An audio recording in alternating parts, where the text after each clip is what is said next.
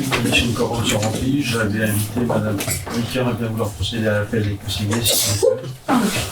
Monsieur Claude Joël. Présent. Monsieur Alain Maury. Présent. Madame Sophie Briand-Kennedy. Présente. Monsieur Patrice Dumas. Présent. Madame Christelle Marzin. Présente. Madame Marie-Édith Massé. Présente. Madame Françoise Laudet. Présente. Monsieur Mathieu Gentes. Présent. Monsieur Serge Abrard. Présent. Madame Gaëlle Mestri. Absente ce soir suite à sortie d'une hospitalisation et a donné pouvoir, il est excusé, donc elle a donné pouvoir à Sophie de Briand-Kennedy. Monsieur Laurent Gagne. Absent. Madame Sylvie Virol. Monsieur Michel Lorel. Il est absent excusé, il a donné pouvoir à Monsieur Alain Maury. Madame Béatrice Valette. Présent. Madame Marie-Christine Garnier. Présent. Monsieur Jean-Michel Pénard. Présent. Monsieur Patrick Mallet. Présent. Monsieur Laurent Molez. Il est excusé ce soir et a donné pouvoir à Madame Sophie Gaillard. Madame Sophie Gaillard. Présent. Madame Magali Bertin. Il est excusé ce soir et a donné pouvoir à Claude Jaouen. Madame Séverine Gaudien. Présente. Madame Élise Carpier. Il est excusé ce soir et a donné pouvoir à Madame Béatrice Valette. Madame Isaac Limec. Absent. Madame Isabelle Le Marchand. Présente. Monsieur Jean-Marc Marvaux. Présent. Monsieur Yves Ferré. Présent. Madame Christelle Renaud. Présente. Monsieur Marc-Olivier Ferrand. Présent. Merci. Madame le volontaire pour les fonctions secrétariales. Françoise Leray.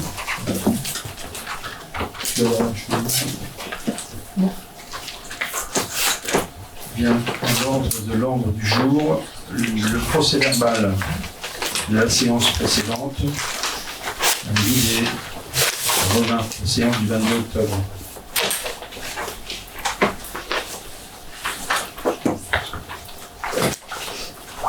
Sans remarque, je considère que nous validons ce soir le procès verbal de la séance du 22 octobre. Merci. Le premier point à l'ordre du jour. En matière d'urbanisme, proposition au conseil municipal ce soir d'approuver le projet de charte de l'urbanisme jusqu'à maintenant. Monsieur Alain Maury. Nous avons pris la décision de mettre en œuvre une charte de l'urbanisme.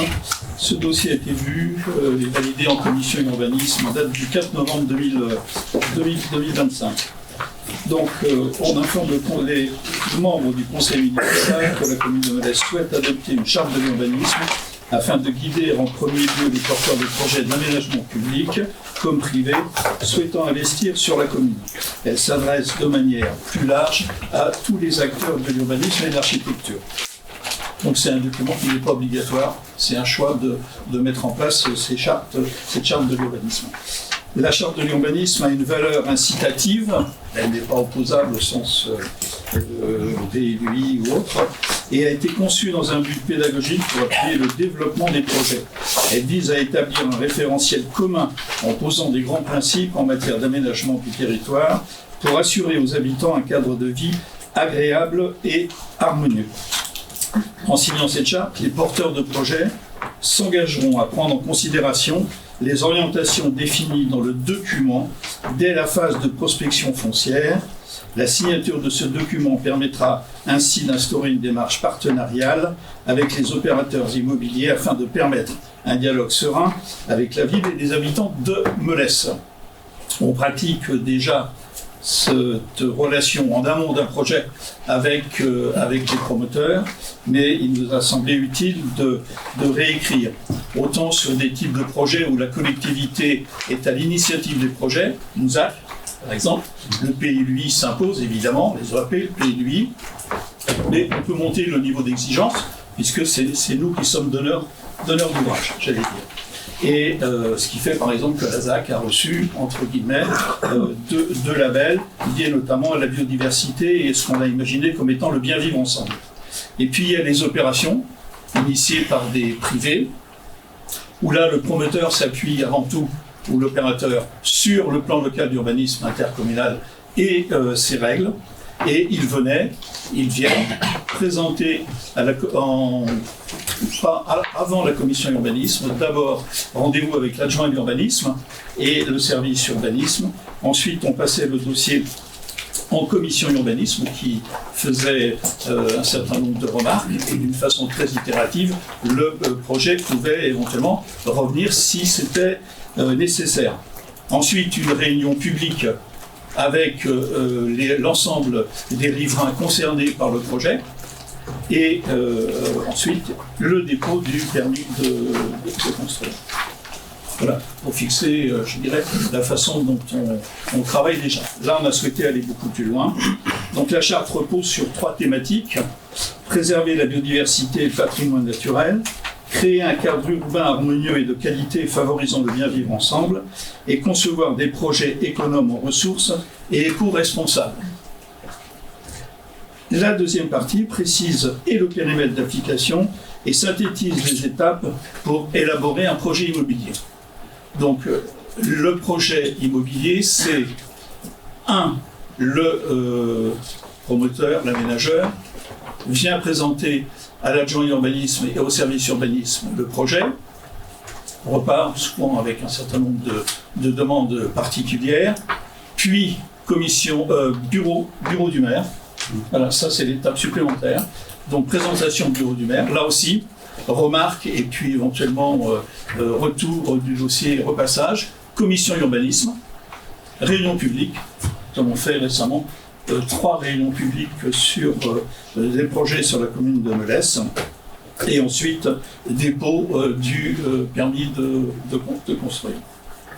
Cette charte intègre aussi ce qui a été mis en place sur Melesse, sur le coefficient de biodiversité, et nous avons souhaité rajouter une grille d'auto-évaluation du projet, c'est-à-dire de faire à la fin un point avec l'aménageur, l'opérateur, pour savoir si ce qui avait été engagé s'est bien réalisé et comme c'était prévu.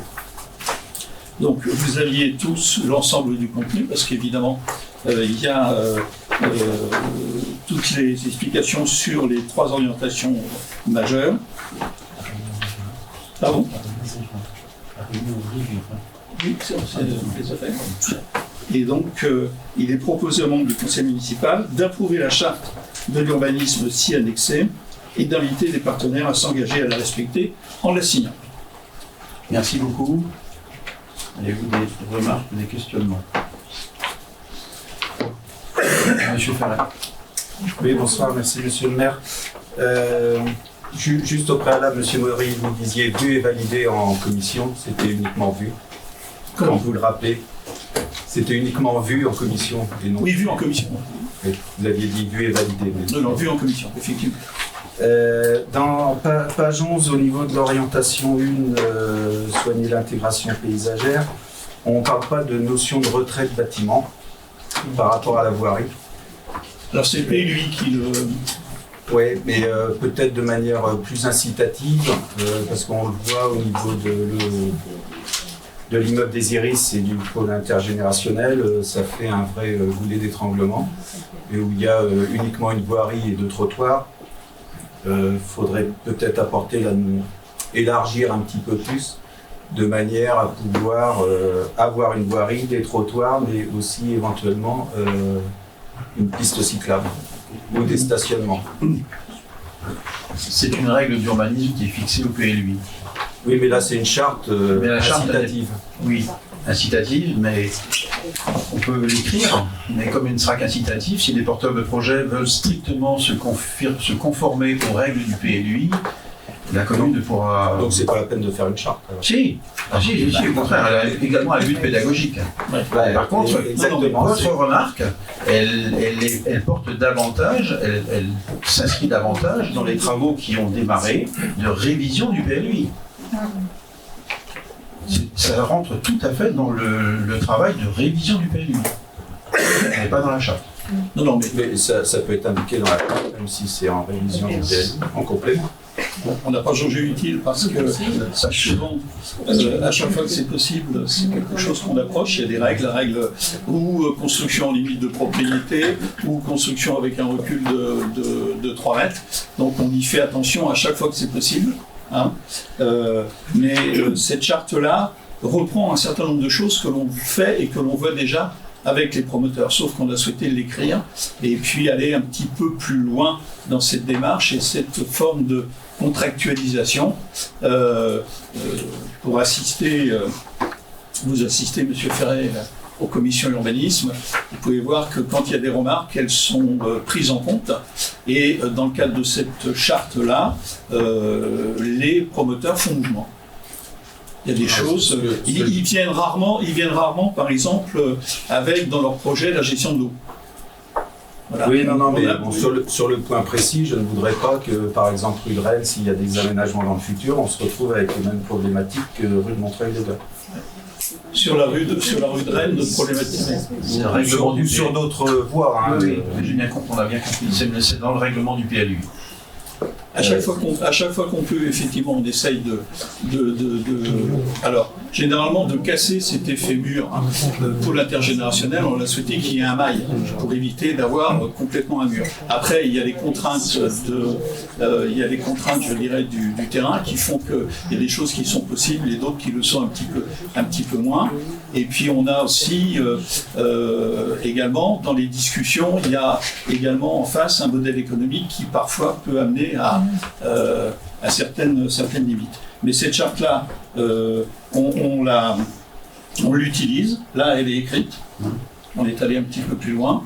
Et ça permet, si vous voulez, que parce que le promoteur, et ce que disait M. le maire, lui, il vient, si son projet respecte stricto sensu le PLUI, pour refuser, entre guillemets, un permis qui répond la commune serait attaquable et malheureusement, souvent, elle ne gagne pas dans ce genre de choses. Donc c'est bien quelque chose pour, entre guillemets, améliorer encore les relations entre promoteurs et collectivités, et de façon à ce que les constructions s'intègrent le plus possible. L'objectif, c'est de passer un petit peu, je ne sais pas si c'est le mot que je peux employer, mais d'une maîtrise d'ouvrage à une maîtrise d'usage. Voilà, cette charte-là permet, entre guillemets, là on ne parle que de maîtrise d'ouvrage, et bien à travers ça, on pourrait considérer que c'est quelque part une maîtrise d'usage, et c'est lié à la circulation, enfin, etc. Je voudrais juste revenir, si vous permettez, sur... Il ne faut pas entendre la réponse que j'ai pu faire de renvoyer l'étude de votre remarque au règlement de la révision du PLUI. Strictement, dans la révision du PLUI et au PLUI d'aujourd'hui, il y a également sur un certain nombre de secteurs, il a été défini des OAP, des orientations d'aménagement et de programmation, et qui permettent également, de manière un peu plus localisée, de moduler le règlement de base du PLUI en tant que tel par secteur. Mais pour les entrées de ville, vous parliez de Lausanne, on va travailler une OAP sur les hauteurs. Voilà. C'est un travail, et de se dire qu'on peut différencier, entre guillemets, nos exigences en termes de hauteur en fonction de la situation. Et ces histoires Plus fort. Vas-y. Je dis, et aussi ces histoires d'alignement en fait dans les OAP là. Justement, c'est repris dans les OAP en fait ces histoires d'alignement, de ne pas avoir tous les immeubles en ligne droite. Mais ça en fait ça se fait secteur par secteur et pas sur un règlement global de zone, parce que sinon ça va conserver trop de secteurs et ça va être impossible à appliquer. Alors que des OAP secteur par secteur sur les grandes rues, enfin sur les grands axes de Velès, ça permet d'avoir en plus quelque chose qui est opposable. Donc c'est là-dessus qu'on travaille là actuellement. Les OAP font partie intégrante du PLUI, donc sont opposables au titre du PLUI. J'ai une deuxième remarque. C'est sur les places de stationnement pour les immeubles collectifs. Ça serait bien d'inciter les promoteurs à... Alors je sais que vous arrivez à le faire ponctuellement, oui, mais d'inciter les promoteurs à faire beaucoup plus de places de parking. Quand je dis place de parking, c'est pas garage fermé parce qu'on sait que les gens vont entreposer des choses et vont pas garer leur voiture. Mais ça serait d'inciter les promoteurs à faire davantage de places de parking que le minimum Au minimum réglementaire. On a déjà pratiqué, mais parce que vu les constructions dans le centre-bourg, le problème du stationnement va se poser et se pose déjà. C'est quelque chose, mais vous l'avez dit vous-même, que Alain Maury, principalement en tant qu'interlocuteur direct des promoteurs, aborde à chaque fois, et d'ailleurs en présentation de projet en commission, c'est également abordé, et à chaque fois que c'est possible, les promoteurs essaient de prendre en compte cette remarque. D'autres remarques? Vous avez fini, M. Ferret? Oui. M. Marveau? Oui, monsieur le maire. Alors, cette charte telle que vous nous la proposez ce soir, c'est un document qui est plutôt intéressant, mais qui arrive vraiment un peu tard. Moi, je regrette profondément que vous ne l'ayez pas adopté en 2014 et que vous ne l'ayez pas mis en application depuis. C'était, je pense, intéressant. Mais on pourrait même se réjouir parce que j'ai retrouvé certaines de nos formules dans le document, donc je ne peux que m'en réjouir. Mais on déchante quand même un peu vite en lisant le document. Page 7. Vous parlez de préserver les arbres. Très bien. Mais dans la réalité, vous les coupez et vous faites disparaître à jamais les îlots de fraîcheur que vous appelez vous-même de vos voeux. Page 11. Vous prenez des constructions nouvelles intégrées dans leur environnement immédiat.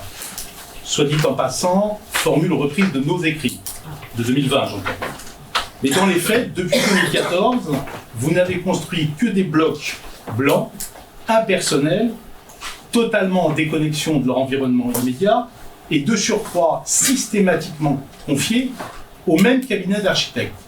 Cela interroge pour le moins. Page 11 encore. Vous souhaitez que les entrées de ville fassent l'objet d'un traitement particulier et soigné.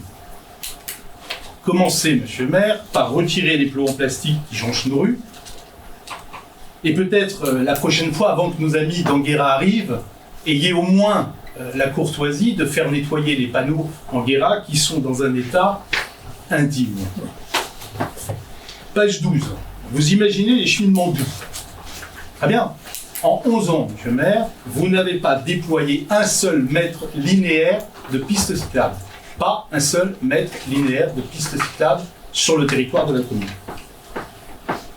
Page 17, vous prenez la réutilisation des eaux pluviales.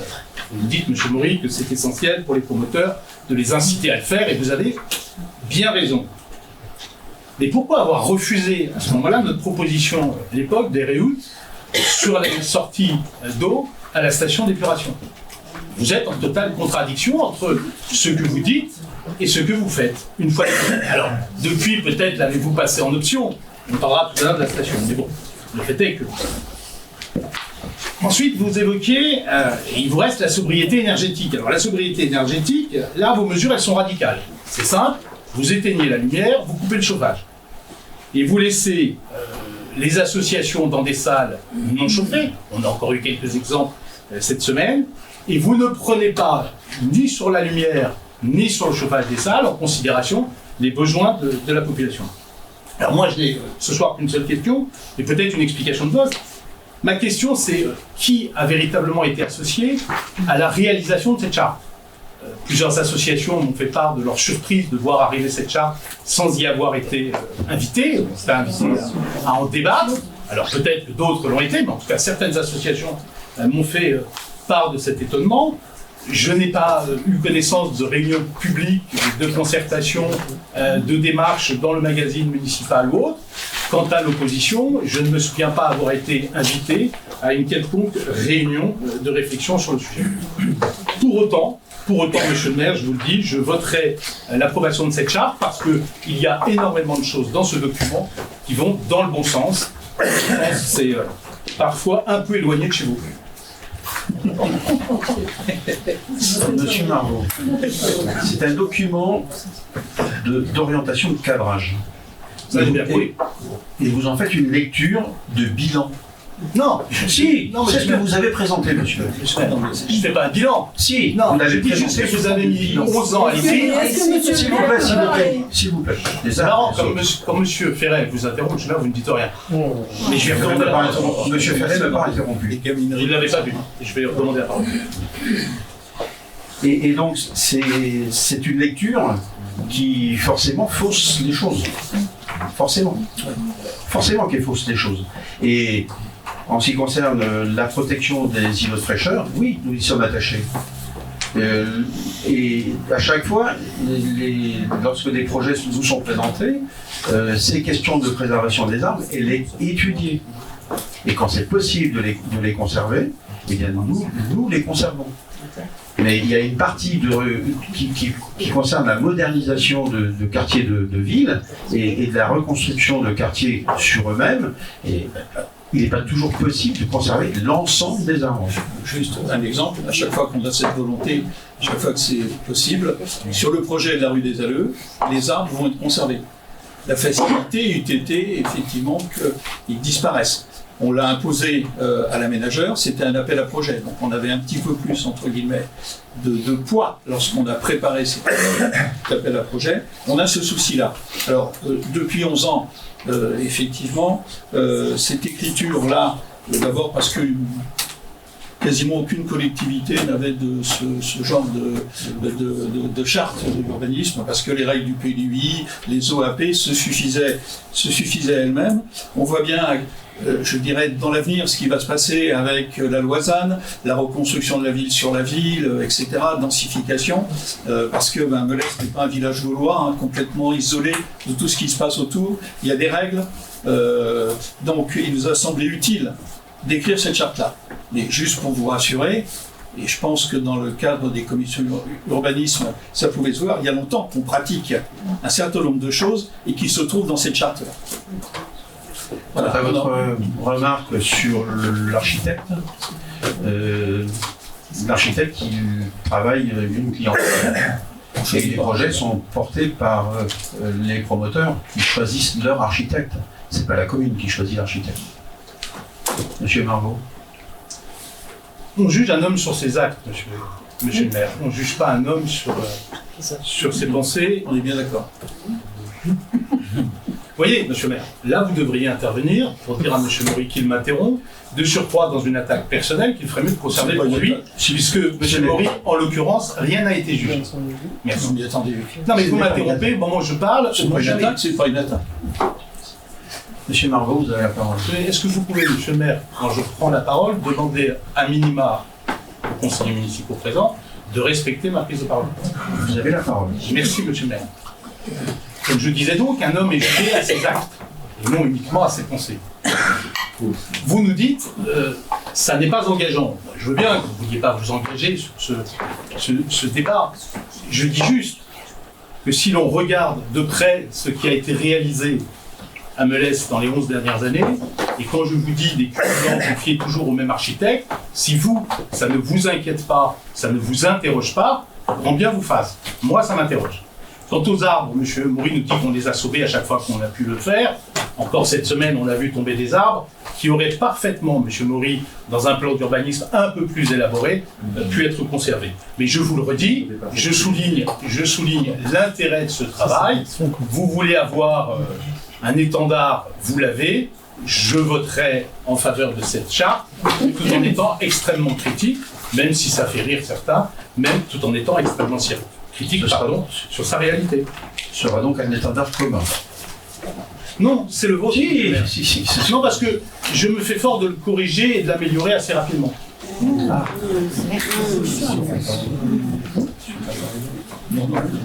Est-ce qu'il y a d'autres remarques? Je voulais juste remercier le service urbanisme qui, dans une période où la charge de travail est importante, ont bien voulu, entre guillemets, participer activement à la réalisation de cette charte qui a demandé quand même du travail, et remercier mes collègues qui ont bien voulu y participer. Merci. Je soumets donc à la validation du conseil municipal l'approbation de cette charte de l'urbanisme et d'y intégrer l'invitation des partenaires à s'engager à la respecter en la signant. Qui ne prend pas part au vote? Qui est opposé? Souhaite s'abstenir? Et bien voilà, une belle unanimité. En vous remercie. Le point suivant, Monsieur Maury. Concernant le plan local d'urbanisme intercommunal, une demande de modification. Vu la charte de gouvernance et évolution du plan local d'urbanisme intercommunal au service du projet de territoire de Valdy-le-Binier en date du 11 mai 2021, qui a pour objectif de réaliser les grandes lignes du processus décisionnel pour l'élaboration et le suivi du PLUI de la communauté de communes de Valdy-le-Binier. Une délibération du conseil municipal le 5 avril 2023 proposant de modifier l'orientation d'aménagement et de programmation l'OAP numéro 7 rue de Montreuil afin de créer un îlot mixte habitat et équipement public. Considérant que les communes peuvent proposer des modifications de leur cahier communal et du règlement graphique, elles peuvent également faire remonter des dispositions réglementaires inadaptées du règlement littéral ou des orientations d'aménagement et de programmation climatique. Considérant que les membres du conseil municipal formalisent et valident les nouvelles demandes d'évolution du PLUI. Considérant que la commune est propriétaire à proximité immédiate de l'OAP 7 des parcelles cadastrées AO 292 et AI1, destinées, elles, et fléchées, dans le cadre du PLUI, à un zonage équipement public, M. Maury demande, en charge de l'urbanisme et du développement public, informe les membres du conseil municipal qu'il est proposé de modifier l'OAP numéro 7 pour permettre la réalisation de l'aménagement de cette zone sous la forme d'une opération d'ensemble constituée uniquement de logements.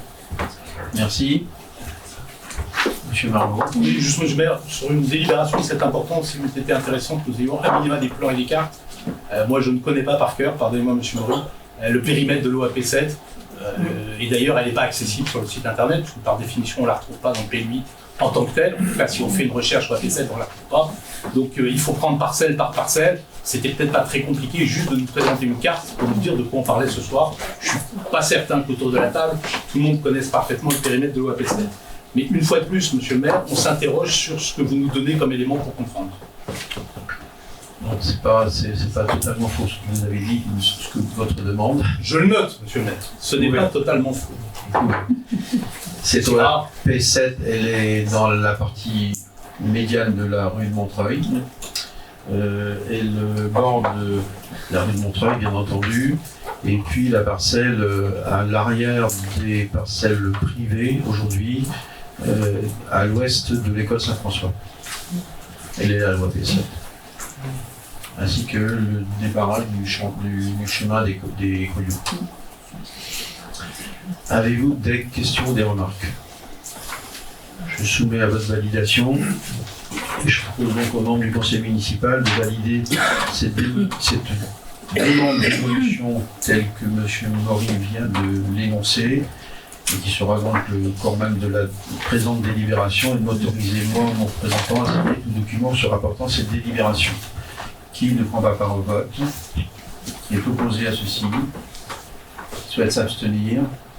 Je vous remercie. Le point suivant, Monsieur Maury. Déclassement par anticipation de partie de la parcelle cadastrée AP54 sur vue des ALE. Vue en commission urbanisme en date du 4 novembre 2025 également. Donc, on informe les membres du conseil municipal que la commune de Molès souhaite densifier le secteur rue des Alleux, conformément à l'orientation d'aménagement et de programmation numéro 5 du PLUI.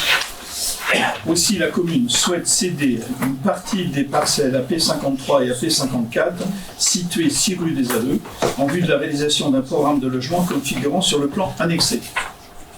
Dans le cadre d'un appel à manifestation d'intérêt, une consultation a été lancée en septembre 2024 avec une remise des offres le 6 novembre 2024. 5 candidatures ont été reçues. À l'issue de l'analyse des offres et du jury d'audition, l'offre du groupe Launay a été retenue. L'opération qui sera portée par le groupe Launay porte sur le programme de construction suivant. Construction de 28 logements édifiés en R+2 attique sur un niveau de sous-sol. Le bâtiment sera conventionnel avec un accès piéton au nord et un accès véhicule rue des Alleux. Aménagement de 30 places de stationnement, dont 3 en aérien et 27 en sous-sol, Une poche de 3 stationnements sera réalisée au niveau de l'impasse du Verger. Le programme immobilier sera édifié pour partie sur les parcelles actuellement cadastrées AP53 et AP54.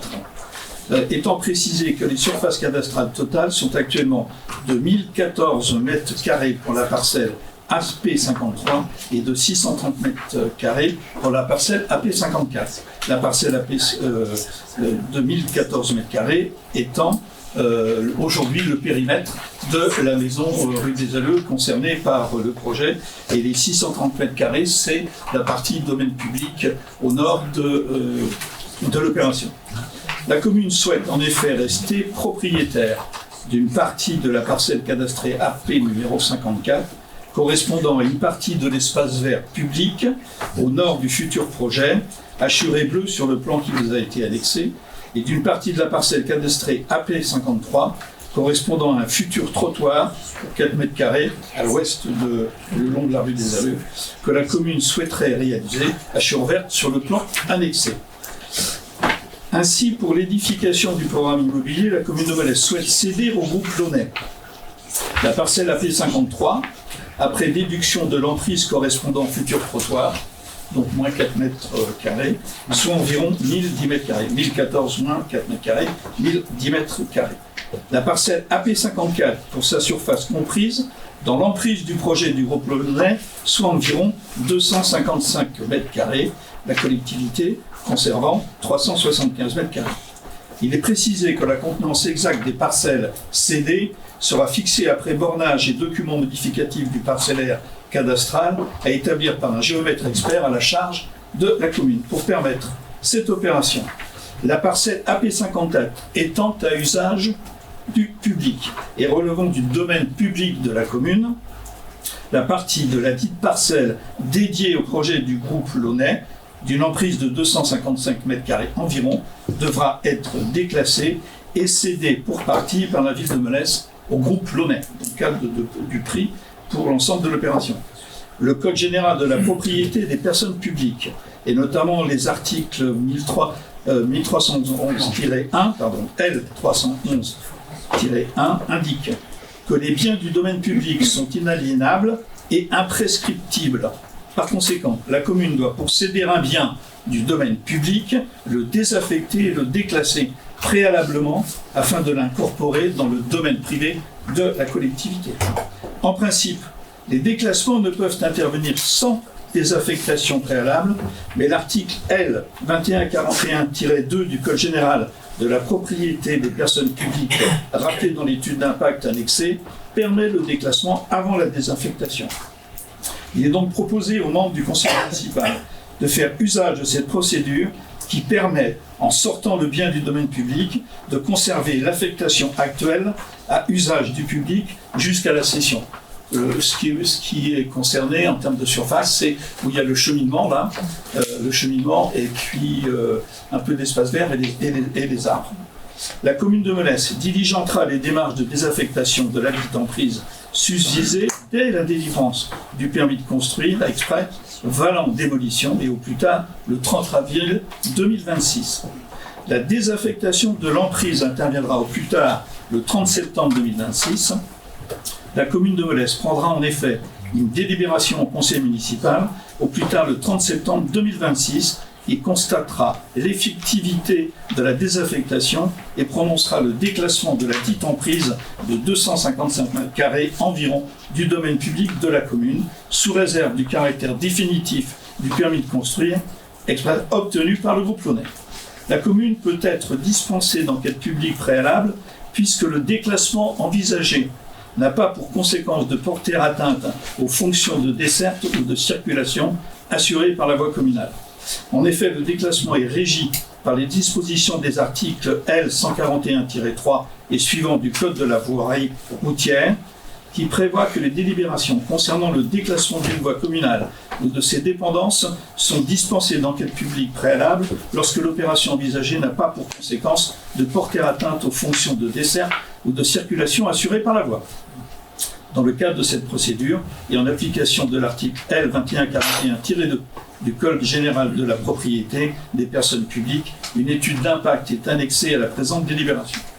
Il est donc proposé au membre du conseil municipal de prononcer le déclassement par anticipation du domaine public communal de la partie de la parcelle AP54 d'une emprise de 255 mètres carrés environ, située rue des Alleux, telle qu'identifiée sur le plan annexé à la présente. D'autoriser Monsieur le maire ou son représentant à signer tout document se rapportant à cette délibération, de reconnaître que la désaffectation et le déclassement effectif de la partie de la parcelle AP54 susvisée seront prononcés par une nouvelle délibération du conseil municipal au plus tard le 30 septembre 2026 et permettront de signer l'acte de vente sous réserve du caractère définitif du permis de construire obtenu par le groupe Launay. Là, je suis désolé, c'est un peu long, mais c'est une démarche qui est obligatoire, qui s'impose. Il fallait le faire. Merci. Une question? Nous sommes pour votre validation.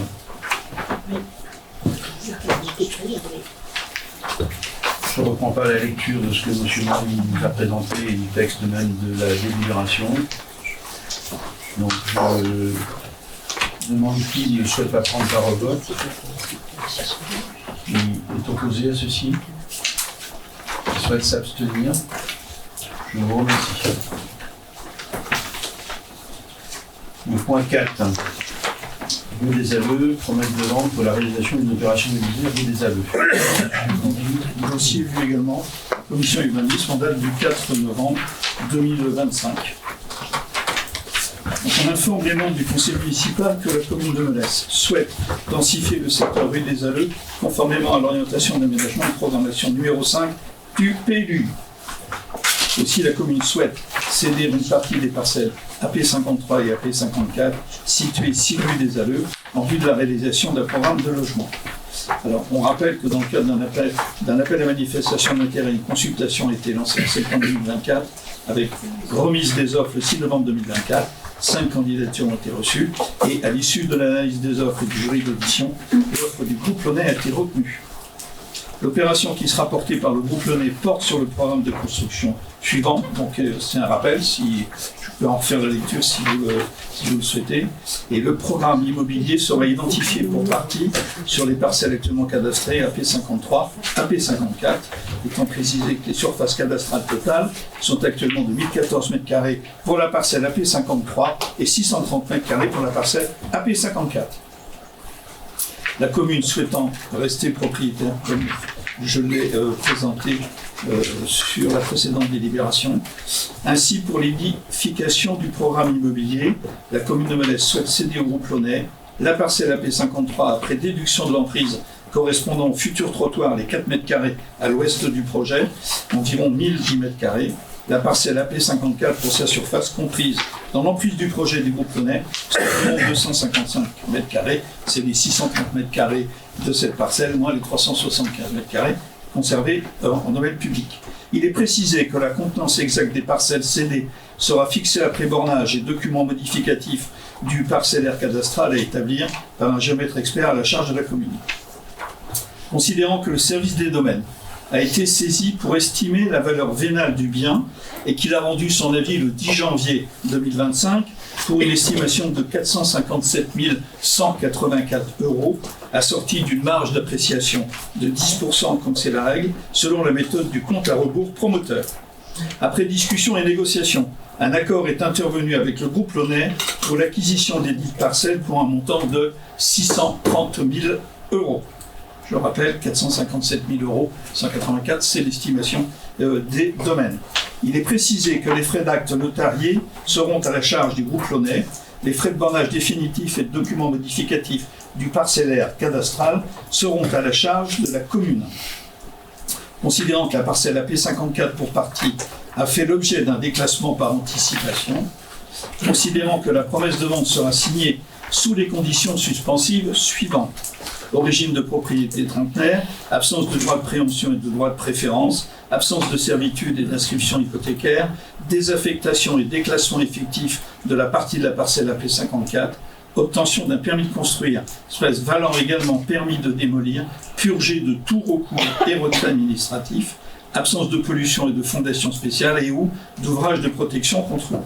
Il est proposé aux membres du conseil municipal d'autoriser Monsieur le maire ou son représentant à rédiger et signer l'ensemble des pièces utiles à cette cession, notamment d'une promesse de vente au profit du groupe lyonnais, puis son aliénation par acte authentique de vente, de valider que le prix de cession des parcelles AP53P et AP54P, d'une superficie totale d'environ 1265 mètres carrés, avant bornage définitif, est de 630 000 €. Merci. Marc, demande de précision.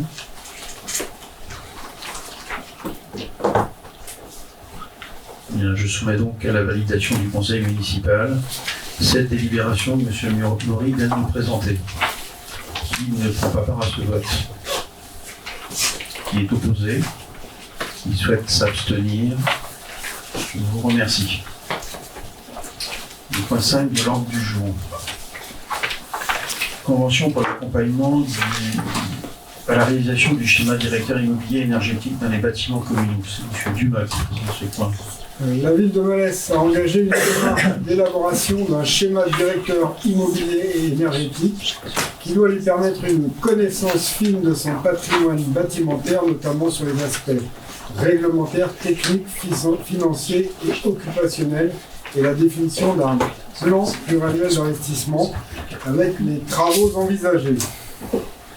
C'est inscrit au budget, donc on a un cahier des charges qui a été établi sur les bases du cahier des charges de la BEM et qui est à l'heure actuelle en cours de dépouillement, mais il convient, comme on a conventionné avec le syndicat départemental d'énergie SDE 35 qui lui accompagne les collectivités pour la rénovation énergétique des bâtiments, et le syndicat qui est lauréat du programme ACTE, Action des collectivités territoriales pour l'efficacité énergétique, qui finance les diverses actions grâce au certificat d'économie d'énergie, CEE, et le syndicat d'énergie assure le financement de l'étude et de travaux au bénéfice des collectivités.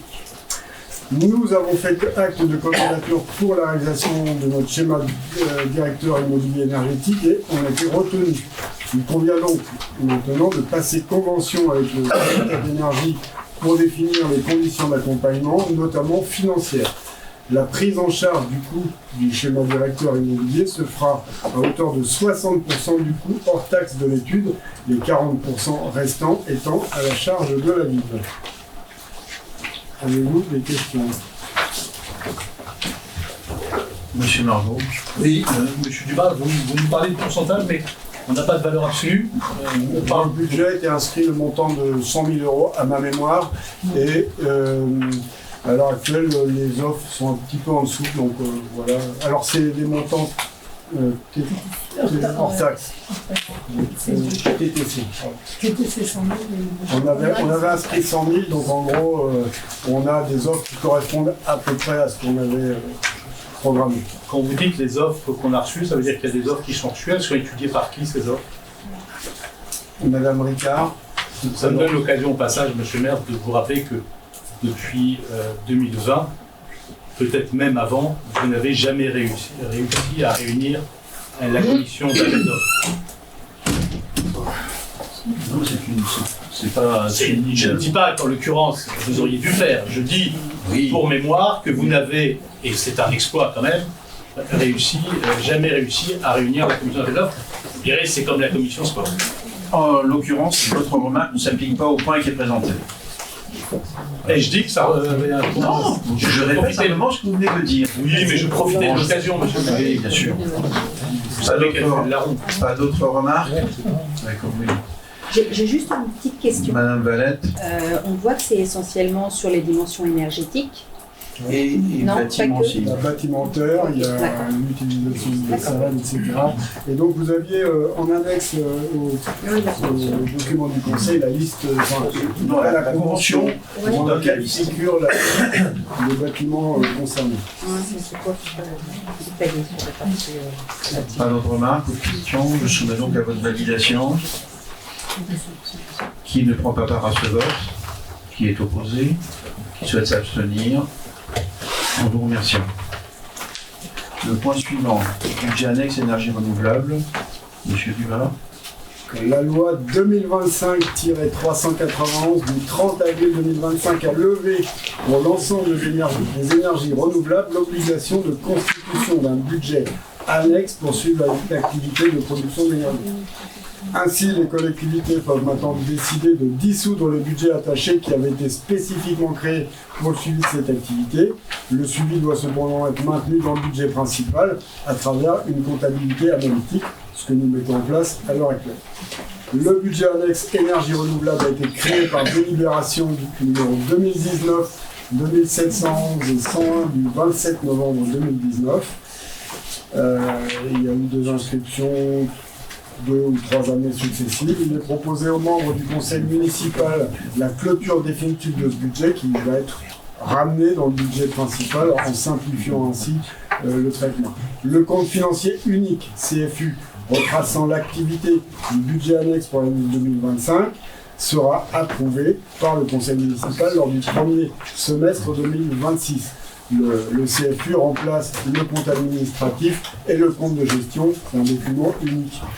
Voilà. La reprise des résultats, par contre, se fera sur le budget principal selon les modalités qui sont prévues à l'article R2221-17 du Code général des collectivités territoriales.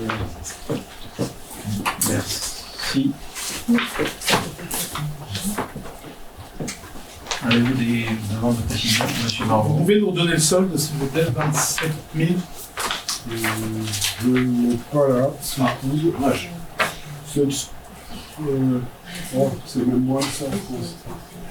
C'est moins que ça, puisqu'on a eu en gros 5 000 € par an, contre, en gros, je dirais que c'est de l'ordre de 15 000 à valider. Là, si vous voulez le chiffre. Environ 15 000. Bon, ouais, C'est l'ordre de grandeur, mais 15 000 €. L'ordre de grandeur est par là. Après, suivant le nombre d'années considérées, je n'ai pas précisément en tête, mais ça vous sera transmis. Avec le compte financier unique, puisqu'on verra ça au moment du budget. De toute façon, tout ce qu'on récupère en gros chaque année, entre de l'ordre de 4 000 € sur les panneaux solaires du centre technique municipal, et de l'ordre de 4 à 500 € sur la maison de Vallée. Pas d'autres questions? Je vous propose donc aux membres du conseil municipal de valider la clôture définitive du budget annexe énergie renouvelable au 31 décembre 2025, de prévoir la reprise des résultats du budget annexe sur le budget principal, de charger M. le maire ou son représentant de notifier cette décision auprès du responsable du service de gestion comptable de Fougères, de m'autoriser moi-même ou mon représentant à signer tous les actes nécessaires à la mise en œuvre de la présente délibération. Qui ne prend pas part à ce vote? Qui est opposé à ceci? Qui souhaite s'abstenir? En vous remerciant. Point 7, budget annexe assainissement collectif. Donc après avoir pratiquement terminé du budget des énergies renouvelables, le budget assainissement collectif va passer l'an prochain à la communauté de communes. Et donc la commune n'aura plus qu'un seul budget, son budget général à gérer, et ça simplifiera un peu les choses. Donc pour transmettre le budget assainissement collectif à la communauté de communes, il convenait de régulariser certains amortissements qui n'avaient pas été passés au bon moment. Donc les amortissements, c'est des écritures d'ordre qui font des virements de dépenses de fonctionnement vers des recettes d'investissement, hein, c'est le principe de l'amortissement. Et donc sur 3 opérations, il restait des amortissements passés, donc divers travaux, pour un montant global de 26 763 €. Donc une fois qu'on passe des dépenses de fonctionnement vers des recettes d'investissement, il convient d'équilibrer les budgets de fonctionnement et d'investissement. Donc en fonctionnement, l'équilibre se fait en augmentant le budget vente de produits fabriqués. En gros, c'est les redevances, puisqu'on a constaté qu'on allait avoir un peu plus que prévu. Et en matière d'investissement, on compense l'écriture d'ordre des 26 763 € par une augmentation, une diminution de l'emprunt. Une diminution de l'emprunt qui qui ne sera pas réalisé, qui a été réalisé, mais donc qui a été réalisé à une valeur inférieure à ce qu'on avait provisionné au moment du budget. Merci. Une demande de précision. J'invite donc le conseil municipal à approuver cette décision modificative numéro 2 du budget avec assignation collectif. M'autoriser moi-même ou mon représentant à signer tous les actes nécessaires à la mise en œuvre de cette présente délibération. Qui ne prend pas part à ce vote? Qui est opposé? Qui souhaite s'abstenir? Non-participation au vote. Monsieur Margot, de non-participation au vote. Oui, s'il vous plaît. Qui est opposé? Je reprends depuis. Qui souhaite s'abstenir? Donc, on vous remercie. Le point 8 de l'ordre du jour. Délibération que l'on inscrit annuellement, qui porte sur les ouvertures exceptionnelles des commerces de détail les dimanches et jours fériés et les ouvertures exceptionnelles des concessions automobiles les dimanches pour l'année prochaine. De manière synthétique, Monsieur le Maury, les éléments essentiels, parce que la dénumération est à peu près identique tous les ans, et uniquement les jours qui changent. Donc, vu l'avis consultatif signé entre partenaires sociaux et acteurs du commerce, le 2 octobre 2024, et établi pour une durée de 2 ans, assurant l'engagement des représentants des enseignes du commerce de détail à ne pas ouvrir plus de 3 dimanches parmi une liste de 6 dimanches, préconisant de limiter le nombre d'ouvertures exceptionnelles des commerces de détail à 4 jours fériés maximum par an parmi une liste de 8. Cet accord est, excusez-moi, je change de précision, cet accord est un accord à l'échelle du pays de Rennes. Considérant que le maire de Melesse peut ainsi autoriser 12 dérogations au repos dominical contre 5 précédemment. Considérant que les dérogations au repos dominical doivent être arrêtées avant le 31 décembre pour l'année suivante, par décision du maire, prise après avis du conseil municipal. Considérant que lorsque le nombre de ces dimanches excède 5, la décision du maire est prise après avis conforme de l'organe délibérant de l'établissement public de coopération intercommunale à fiscalité propre, dont la commune est membre, à défaut de délibération dans un délai de 2 mois, suivant sa saisine, cet avis est réputé favorable. Considérant que pour les commerces de détail alimentaires dont la surface de vente est supérieure à 400 m², lorsque les jours fériés mentionnés à l'article 3133-1, à l'exception du 3e alinéa du Code du travail, sont travaillés, ces derniers sont déduits par l'établissement concerné des dimanches désignés par le maire dans la limite de 3. Donc, il est mis ce soir, concernant les jours fériés, rappeler que il fait l'objet d'un dialogue social entre les élus, les partenaires sociaux et les acteurs du commerce sur le territoire rennais. Et M. le maire le disait tout à l'heure, organisé dans un premier temps à l'échelle de la métropole rennaise, ce dialogue social a été étendu au Pays de Rennes en 2003. Donc un rappel sur pour l'année 2026, conformément à l'avis consultatif et dans le respect des conditions fixées aux articles du Code du travail, volontariat des salariés, rémunération au moins égale au double de la rémunération normalement due pour une durée équivalente, repos compensateur équivalent en temps et tous autres avantages liés au travail du dimanche, il est proposé d'autoriser les commerces de détail à déroger à la règle du repos dominical pour leurs salariés pour 3 dimanches dans une liste des 6 dimanches pour 2026. Conformément également aux articles du Code de travail, les vendeurs salariés de l'automobile, eux, sont autorisés à déroger à la règle du repos dominical au maximum 5 dimanches. Dans un souci de cohérence à l'échelle du territoire du Pays de Rennes et suite à l'échange entre les partenaires sociaux et le 11 septembre 2025, les dimanches pouvant faire l'objet d'une ouverture dominicale autorisée par arrêté municipal au titre de 2026 seront les dimanches 18 janvier, 15 mars, 14 juin, 13 septembre et 11 octobre. Par ailleurs, conformément à l'avis consultatif et dans le respect des conditions fixées par le Code du travail, les commerces de détail sont incités à n'ouvrir que 4 jours fériés parmi les 8 jours fériés suivants: lundi de Pâques, 8 mai, jeudi de l'Ascension, lundi de Pentecôte, 14 juillet, 15 août, 1er novembre et 11 novembre. Il est proposé aux membres du conseil municipal de donner un avis favorable à la proposition de Monsieur le maire d'autoriser les ouvertures exceptionnelles suivantes au titre de l'année 2026 pour les salariés des commerces de détail, à l'exclusion des concessions automobiles et des autres commerces faisant l'objet d'une réglementation particulière, les dimanches suivants, les dimanches 6 décembre 2026, 13 décembre 2026 et 20 décembre 2026.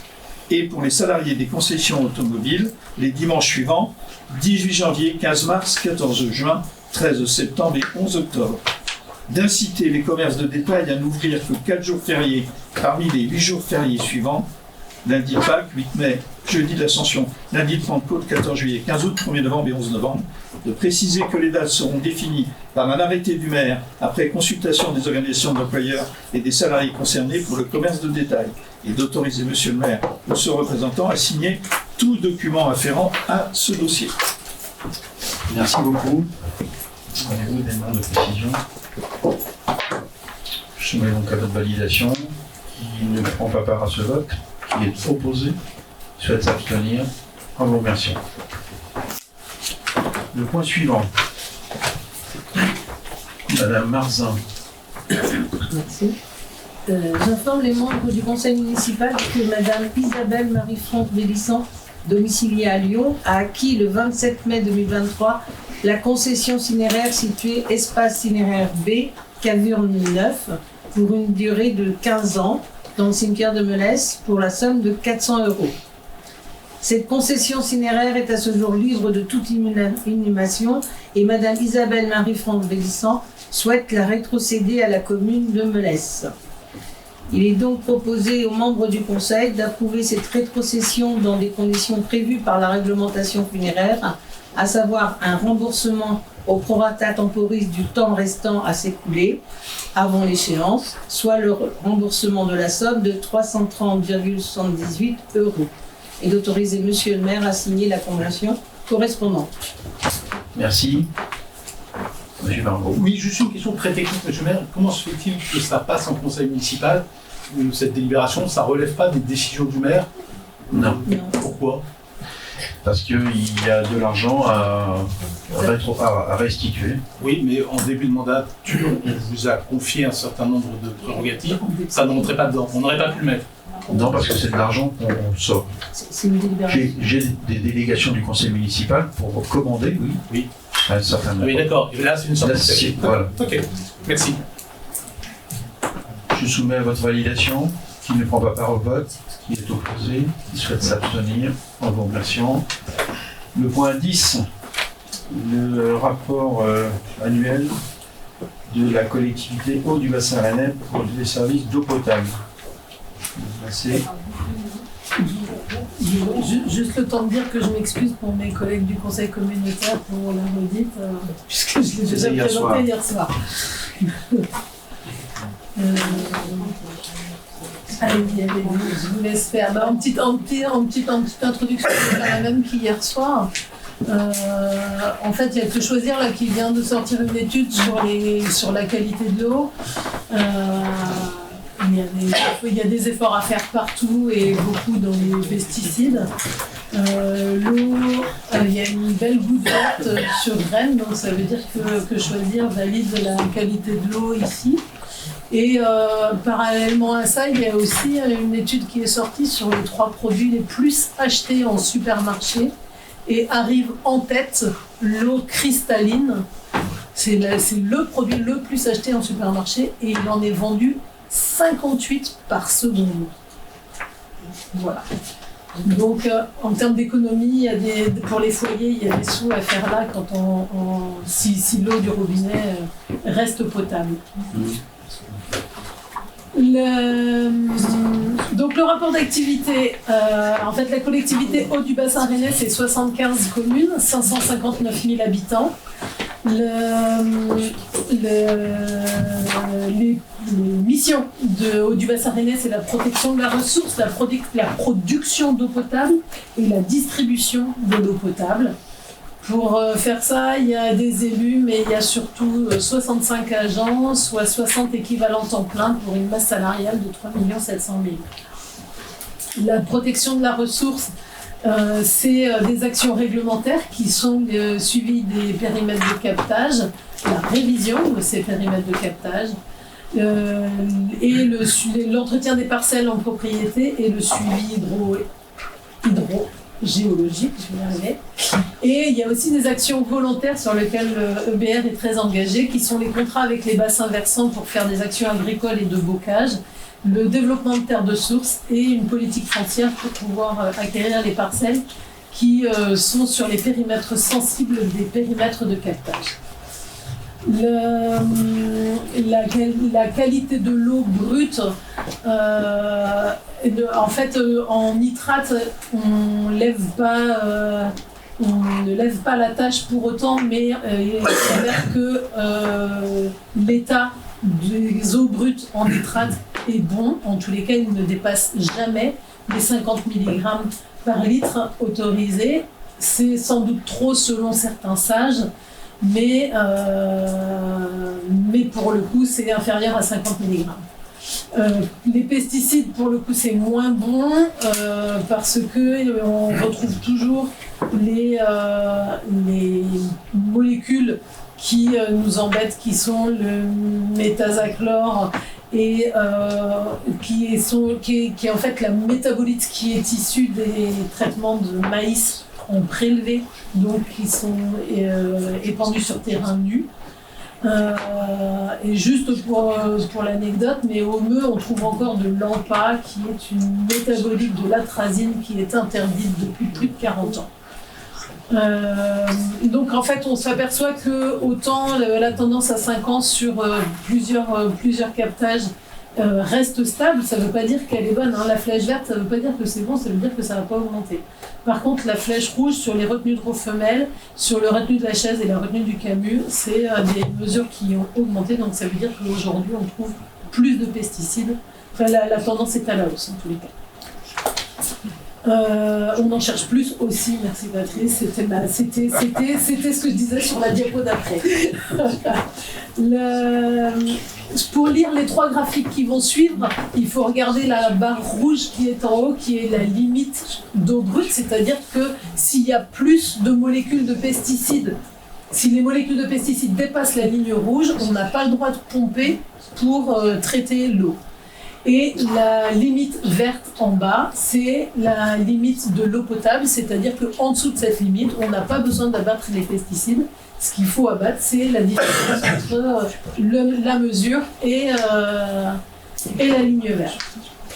Donc on s'aperçoit que, c'est plus parlant sur le graphique du Meux et surtout de Canu qui suit, en fait les histogrammes de mesure sont beaucoup plus importants à la fin, c'est parce qu'en fait on mesure plus de molécules et c'est aussi pour ça qu'on trouve plus de concentration, parce qu'on cherche des molécules qu'on ne cherchait pas avant.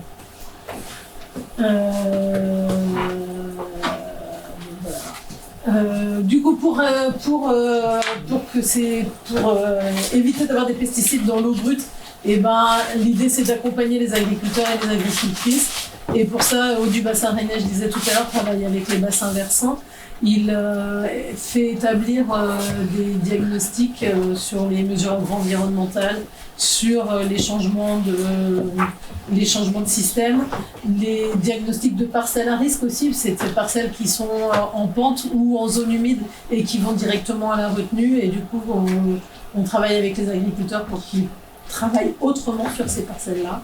Et donc, c'est pas le tout de faire des diagnostics, mais l'idée, c'est ensuite d'accompagner et d'inciter au désherbage mécanique, d'accompagner les transmissions d'exploitation, parce qu'on sait que c'est souvent à la transmission d'une exploitation que le changement de système est plus facile et facilité en tous les cas. Accompagner les agriculteurs, mais aussi leur permettre de vendre leurs produits. Et du coup, il y a le développement de terres de source qui a des objectifs ambitieux sur la réduction de la teneur en pesticides et en nitrates, et qui peut être des leviers pour atteindre cet objectif qui est d'accompagner techniquement les agriculteurs et de leur permettre de vendre leurs produits à la restauration collective à travers une SIC terre de source, donc une SIC qui regroupe les producteurs et qui fait une logistique pour distribuer ces produits-là à travers un marché public pour les restos. Le territoire, en fait, aujourd'hui, c'est 120 agriculteurs engagés, dont 82 en agriculture biologique. Et aujourd'hui, le territoire d'engagement agricole sur terre de source, il est de pratiquement 8500 hectares. Les filières qui existent et qui sont efficaces aujourd'hui sont sur le blé et le blé panifiable, le sarrasin, les légumineuses, le porc, les élevages laitiers qui sont en vente directe et les filières en devenir, c'est les viandes de veau, le chanvre et le lait en produits bruts. Mais là, c'est plus compliqué le lait parce qu'en fait, ça demande une intendance et des infrastructures qu'on n'a pas. Et pour ça, on travaille avec les laiteries directement pour essayer de développer ça. Les marchés de prestations aujourd'hui, c'est 650 000 €. Le montant potentiel, ce qui représenterait 15% des achats alimentaires des restos-co engagés, c'est 1 300 000 €. Ça représente 31 restaurations scolaires en régie et 28 000 convives par jour. Et en moyenne, les restos-co engagés dans terre de source font 7,3% de leurs achats alimentaires sur ce marché-là. La production d'eau, ensuite, c'est des usines. Et donc, il y a eu 8 millions d'investissements cette année dans les usines avec le financement d'un schéma directeur pour 2026-2040, la modernisation de l'usine de Rofemel, les réhabilitations de 2 forages sur Gare et la Chapelle-Chaussée et une réhabilitation d'usine à la Chapelle-Chaussée. Pardon, Gare, merci. Et un gros travail aussi sur la cybersécurité. Le gros des investissements cette année, ça a été surtout le barrage de Rofemel pour 7 900 000 €. Barrage qui a été complètement vidé, refait, rééchanchéifié et remis en eau en début de 2025. La production d'eau, c'est aussi l'adduction d'eau, parce que quand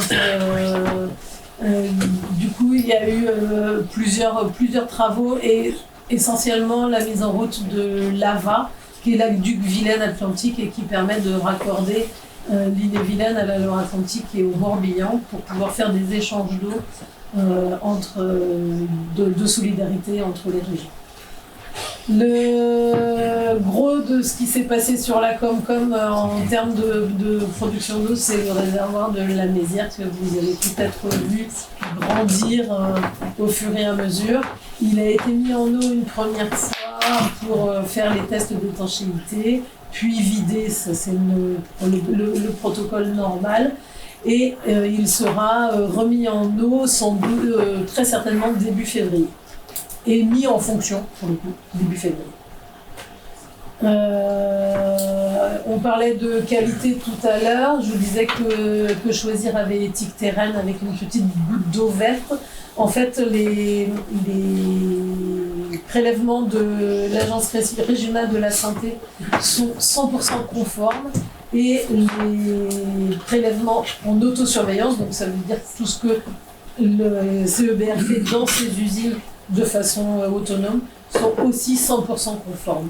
Les valeurs de référence qui sont en dépassement sont des valeurs de référence optimales qui sont effectivement dépassées quelquefois, 2 fois sur les prélèvements de l'ARS et 11 fois sur les prélèvements en autosurveillance. La distribution de l'eau, c'est des canalisations, c'est du réseau, du mètre linéaire de réseau, et avec une volonté de renouvellement de 1,25% par an. Aujourd'hui, le réseau représente 4626 km de long et sur la communauté de communes, il y a 808 km.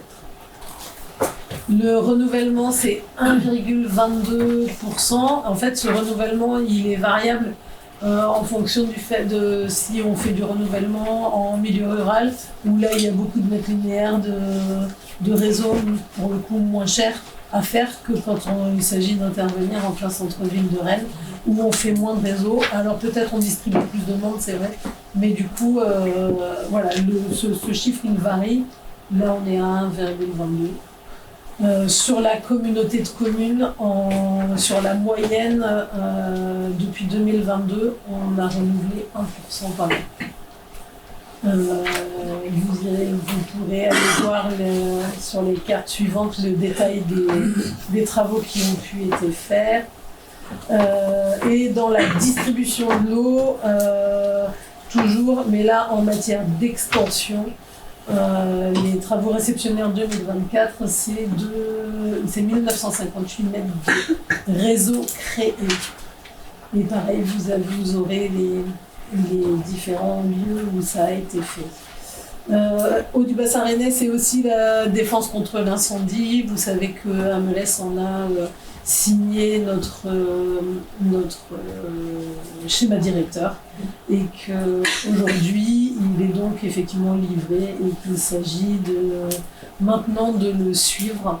Et nous avons aussi passé en délibération la dernière fois une convention avec Eau du bassin rennais pour la convention d'assistance technique, donc sur les permis de construire notamment, de savoir si on peut accorder ou non si en tous les cas le risque incendie est couvert sur le permis qu'on délivre.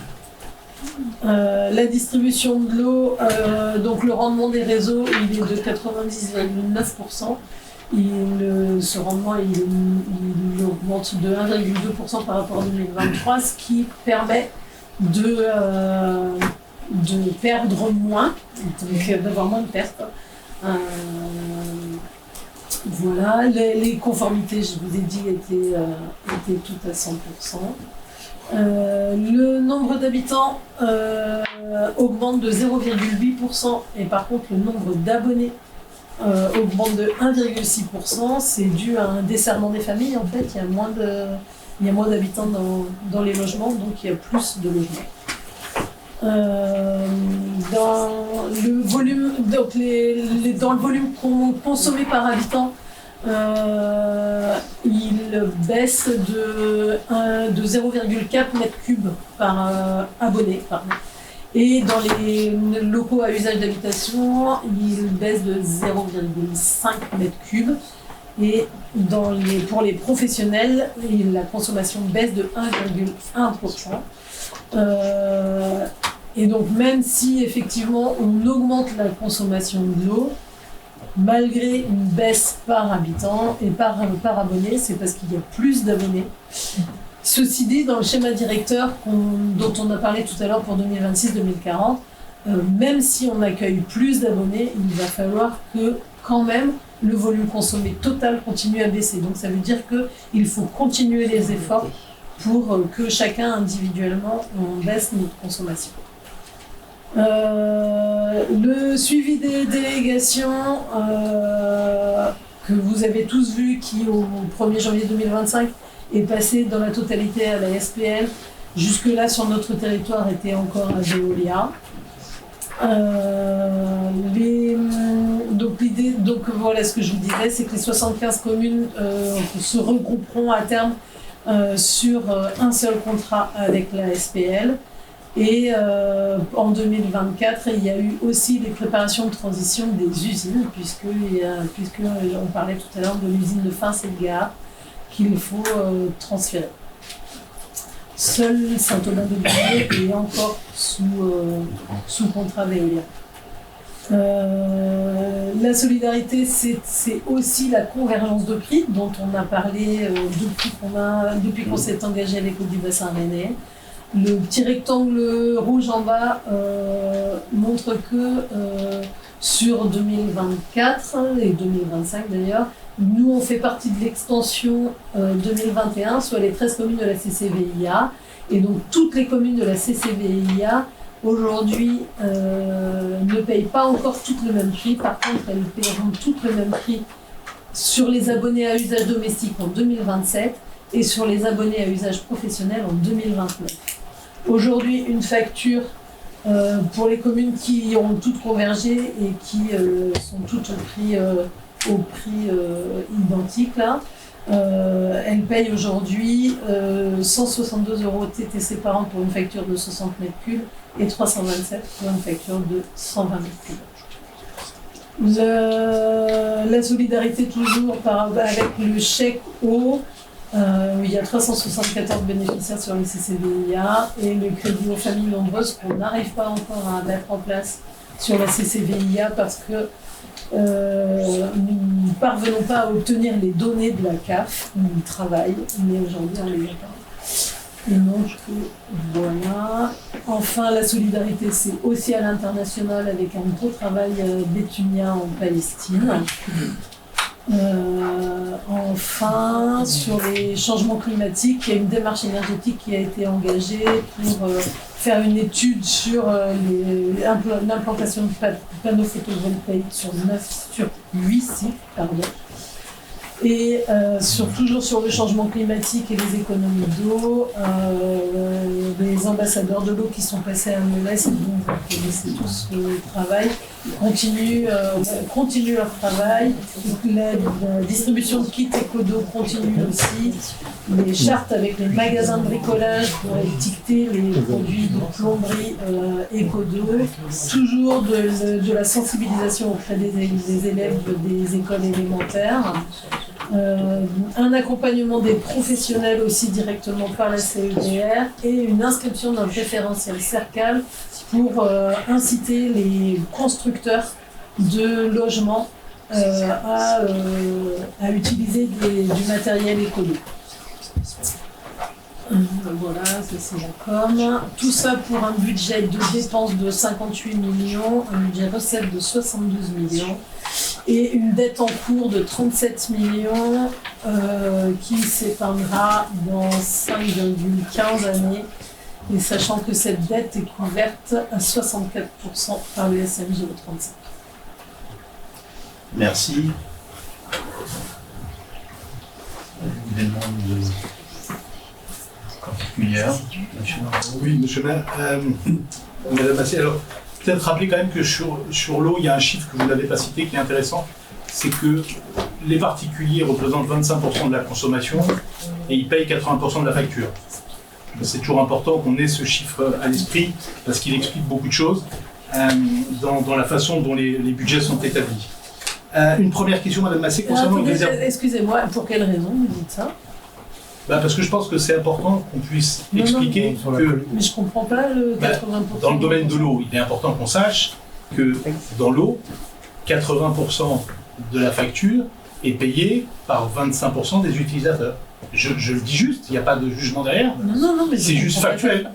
Sur la collectivité haut du bassin rennais, c'est 10% pour les activités industrielles et 90% pour les particuliers. Ouais, je comprends. J'ai oublié le monde agricole. Mais c'est pas grave, mais attendez, il n'y a pas... Ils n'utilisent pas d'eau potable, ils utilisent de l'eau. Ah bon, ils n'utilisent pas d'eau potable? Pas directement d'eau potable, ils utilisent de l'eau. Non, je vous appelle aussi. L'eau qui n'a pas été traitée.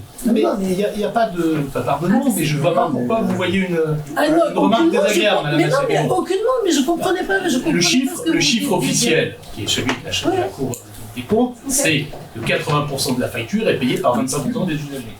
C'est pas moi qui le dis.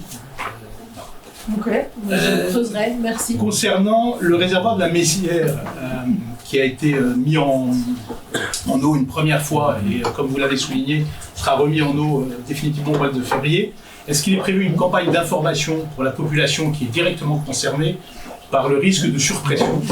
Un courrier a été envoyé à tous les abonnés concernés.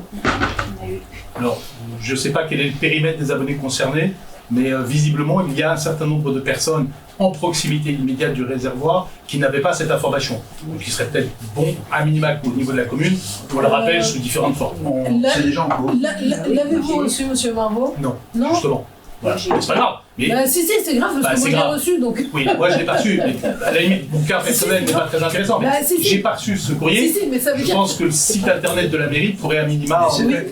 Mais c'est fait. Je l'ai pas vu. Et dans le flash également. Mais ceci dit, c'est important ce que vous dites, et je remonterai à la SPL de vérifier que tous les abonnés ont bien reçu. Je vous en remercie infiniment.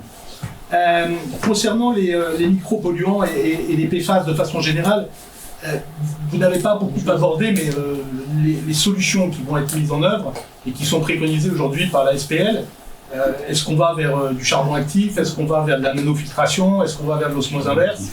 Quelles sont les solutions qui ont été préconisées? Quelles sont les pistes à lesquelles vous vous orientez dans les années qui viennent pour régler ce problème de PFAS? Monsieur Dumas, vous le soufflez tout à l'heure, il a entièrement raison. Il y a 10 ans, on ne les cherchait pas, on ne les trouvait pas. Désormais, on les cherche, donc on les trouve.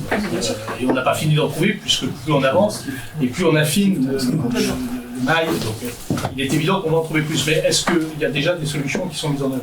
Pour l'instant, on est au charbon actif, une fois, charbon actif en poudre, 2 fois. Et voilà, tant que le charbon actif, ça marche, ça marche. Et puis après, effectivement, il y a les osmoseurs, enfin voilà, tous les ultraviolets, tout ce qui pourrait être utilisé, ça utilisé. Sur le taux de renouvellement, vous disiez tout à l'heure à l'échelle de la SPL, alors ce sera peut-être intéressant que vous redonniez, s'il vous plaît, ce qu'est la différence entre la collectivité Eau du Bassin Rennais et la SPL. Eau du Bassin Rennais, je ne sais pas si c'est clair pour tout le monde.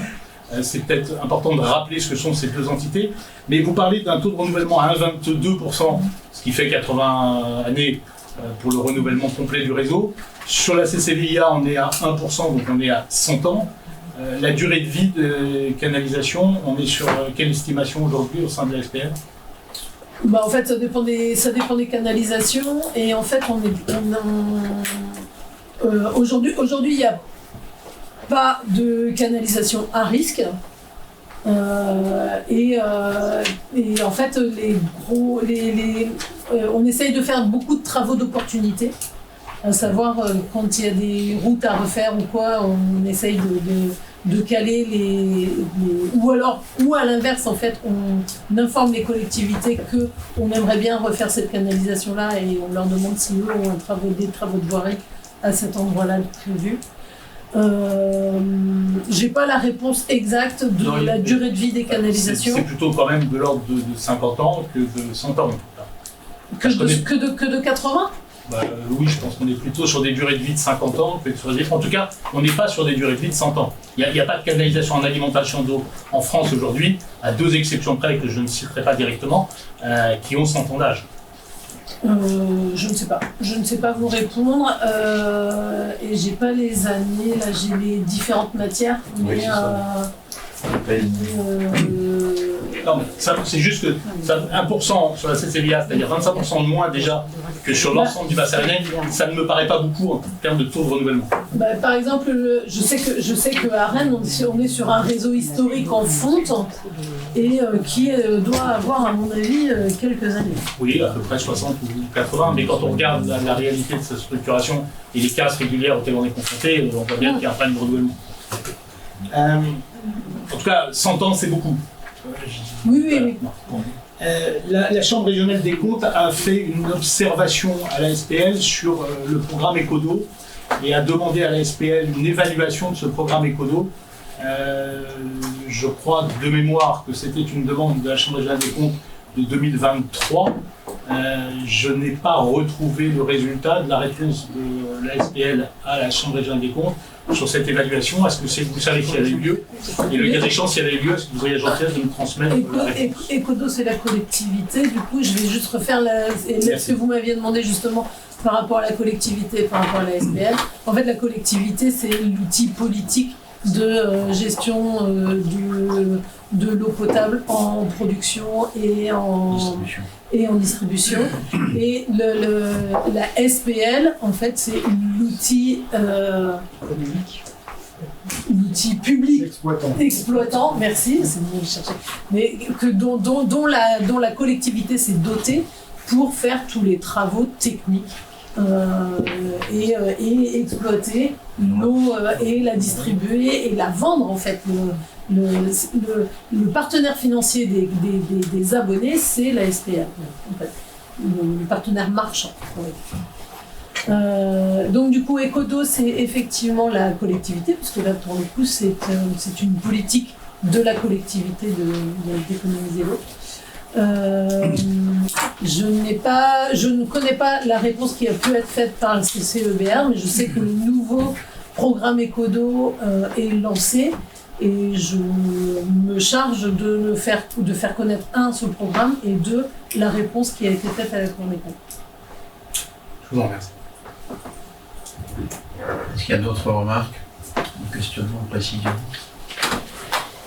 Bien, merci pour la présentation.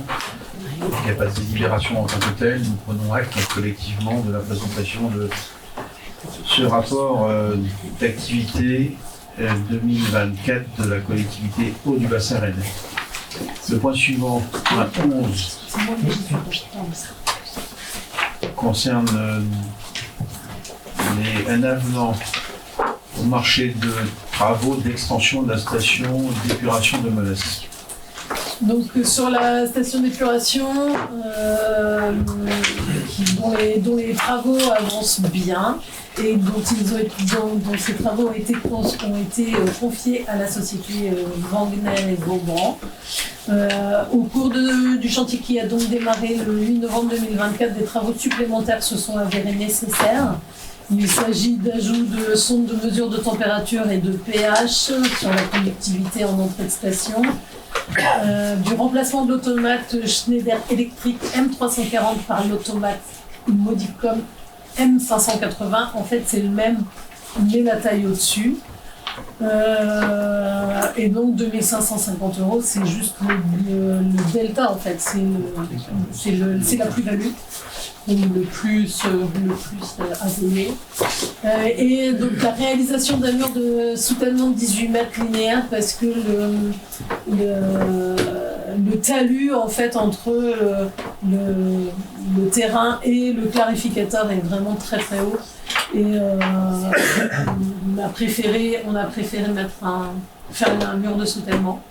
Et donc une mise en place aussi d'un réseau télécom du portail eau local existant. Ces travaux sont tous validés évidemment par la communauté de communes qui reprendra la gestion compétence de la compétence. au 1er janvier.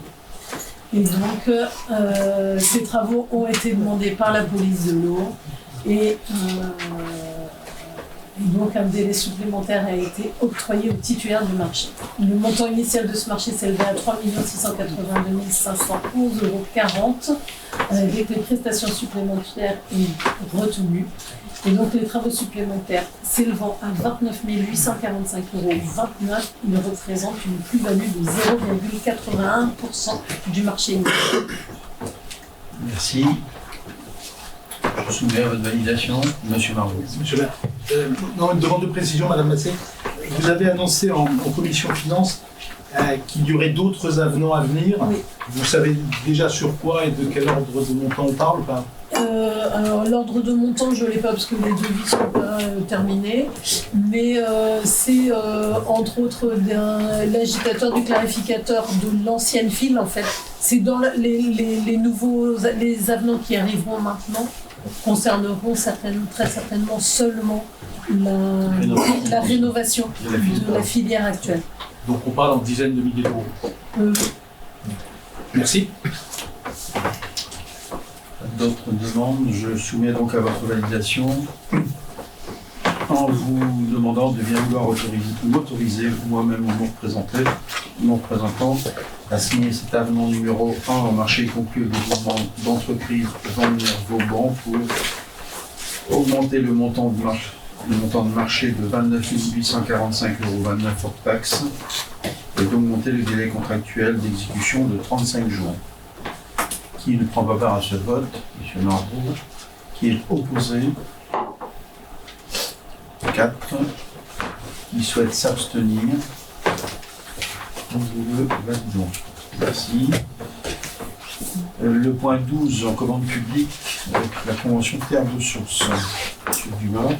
Marie Massé, dans sa présentation, a montré tout l'intérêt d'inciter les agriculteurs des bassins versants qui sont sur les périmètres de captage, d'améliorer leurs pratiques et de passer à des pratiques durables, tout en leur permettant de vendre leurs produits à des communes pour leur restauration scolaire, par exemple. Et donc la commune de Melesse propose de renouveler cette adhésion au programme Terre de Source, puisque à l'heure actuelle, on a à peu près de 10 à 15% des achats de la restauration scolaire qui passent par ce biais et qui nous permettent d'être participants à cette amélioration des pratiques agroécologiques. Donc, la participation au programme de partenariat permet de construire des actions de coopération autour du programme, de son déploiement, de son animation, de sa pérennisation. Et donc à la délibération était jointe en annexe la convention de partenariat dans laquelle il nous est proposé d'adhérer, donc avec la collectivité Eau du Bassin Rennais, qui est le conducteur d'opération qui anime et qui pilote le programme Terre de Source, la SIC Terre de Source, et puis les différents partenaires qui participent. Et nous, notre participation, c'est de pouvoir acquérir des denrées pour notre restauration. La convention donc, prend effet le 1er mars 2026 pour une durée de 6 ans. On avait déjà une convention auparavant, on parle de renouvellement. Et donc voilà, et on souhaite poursuivre et encourager ce partenariat par notre adhésion.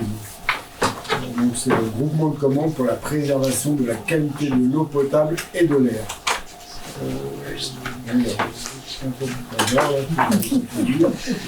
Et donc cette convention de groupement de commandes est proposée pour prendre effet le 1er mars 2026 avec des marchés qui pourraient être conclus par le coordonnateur jusqu'au 31 décembre 2032.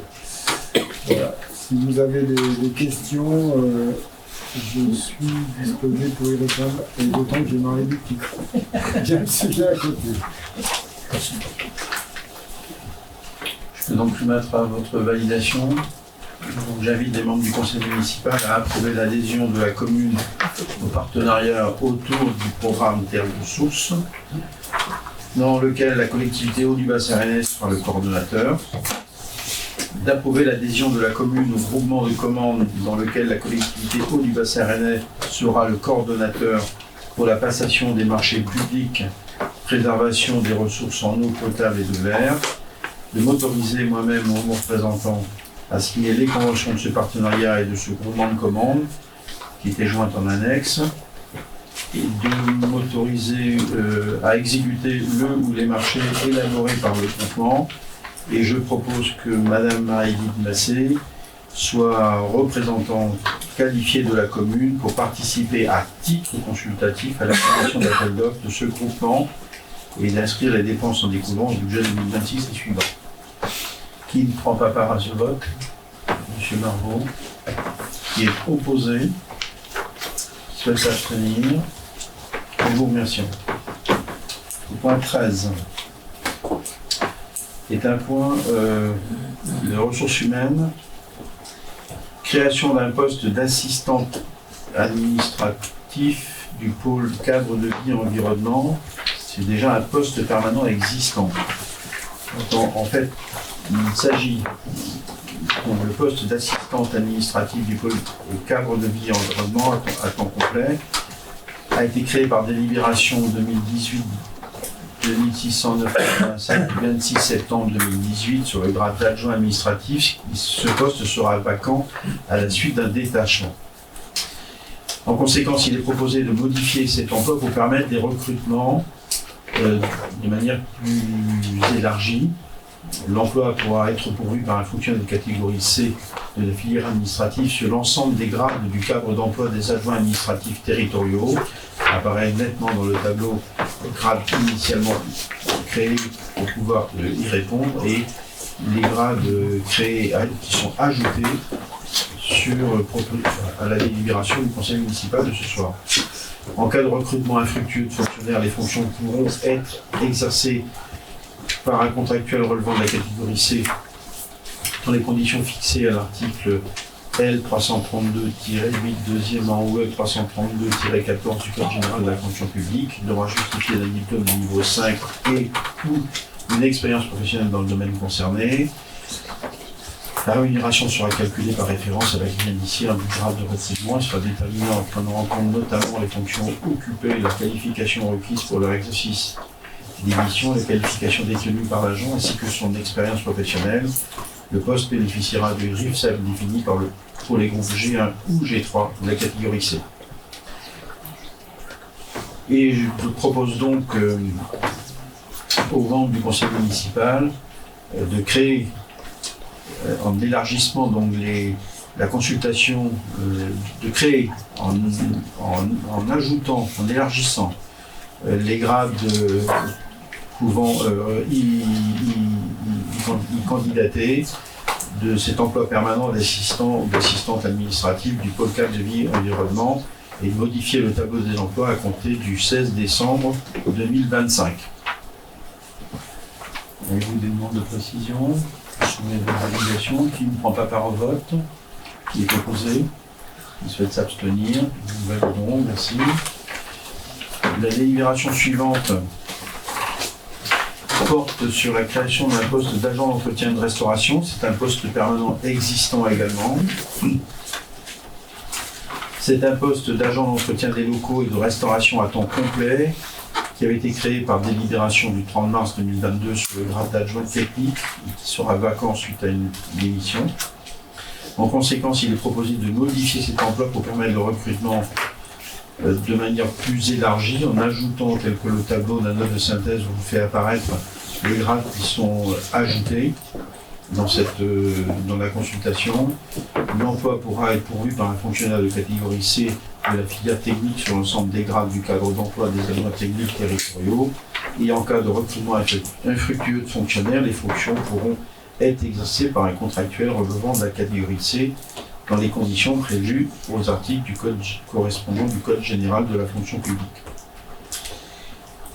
Et donc ce qui est proposé, c'est donc de créer cet emploi permanent qui est en fait la confirmation d'un emploi qui existe déjà en élargissant les conditions de candidature et de modifier le tableau à compter du 1er décembre 2025. Je soumets à votre validation. Qui ne prend pas part au vote, qui est opposé, qui souhaite s'abstenir, en vous remerciant. La délibération 15 porte également sur la création d'un poste de technicien bâtiment ERP, établissement recevant du public, et là est un nouveau poste permanent. Donc la complexité croissante des infrastructures, la mise en œuvre des orientations stratégiques en matière de patrimoine bâti et la planification, la coordination d'opérations de construction et la réhabilitation des bâtiments, et puis considérant que les besoins du pôle cadre de vie et environnement nécessitent la création d'un poste de gestionnaire technicien bâtiment ayant aussi cette compétence sur le suivi, le suivi et la mise à niveau de tous les établissements recevant du public, il est proposé de créer un emploi permanent à temps complet qui pourra être pourvu par un fonctionnaire de catégorie B de la filière technique sur l'ensemble des grades du cadre d'emploi des techniciens territoriaux.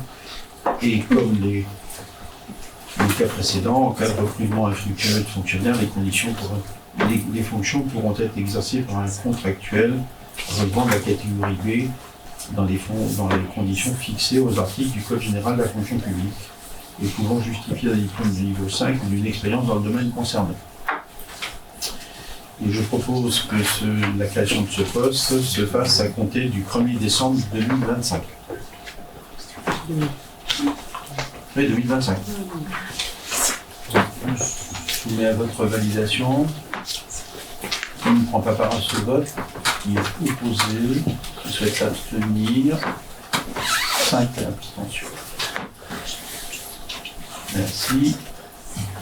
C'était le dernier point inscrit à l'ordre du jour. Ensuite, vous aviez l'information de décision diverses prises sur la période du 17 octobre au 13 novembre. Peut-être soulever des questionnements. Oui, monsieur Ferrand. Oui, concernant la décision de DA sur l'acropoulin de la superficie, Oui. qu'est-ce que cela concerne? Oui, les 9000. En fait, il y a une obligation. C'est une DIA qui concernait la vente d'une maison. Et comme il y a une copropriété, ils sont obligés de reprendre toute la voirie dans la DIA. Voilà pourquoi il apparaît effectivement, mais il n'y a pas eu de 9000. Effectivement, ça paraît. Voilà la raison. Merci.